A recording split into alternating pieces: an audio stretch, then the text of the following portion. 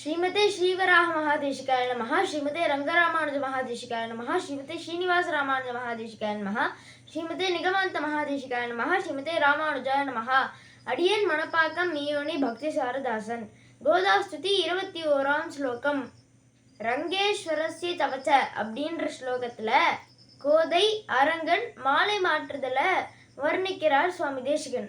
ரங்கேஸ்வரஸ்ய தவச்ச பிரணயானுபந்தாத் அந்யோன்யமால்ய பரிவృత్తిமபிஷ்டுவந்தः வாசாலயந்தி வசுதே ரசிகாஸ்திரிலோகீம் யூனாதிகத்வ சமதா விஷயேர் விவாதைஹி. ஹே கோதே, நீ பூமி பிராட்டியின் அம்சமன்றோ? நீ எம்பெருமானின் மீது வைத்திருக்கும் காதல், எம்பெருமான் உன் மீது கொண்டுள்ள காதல், இருவரும் ஒருவருக்கொருவர் வைத்துள்ள அளவு மிகுந்த காதல் திருமணத்தில் அன்றோ முடிந்தது. அடடா, அவ்வைபவத்தும் போது உனது மாலையை மிக மதிப்போடு அவன் தரிப்பதும், அவனது மாலையை மிக பக்தியுடனும் ஸ்ரத்தையுடன் நீ தாங்குவதும் நடந்திருக்குமே.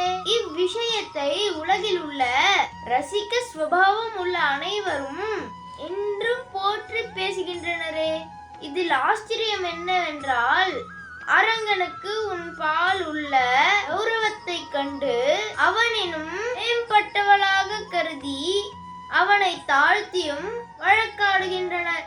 ஆனால் மற்றும் சிலரோ நீ அவனுக்கு மனைவி என்பதால் அவனை உயர்த்தியும் உன்னை தாழ்த்தியும் வழக்காடுகின்றனர்.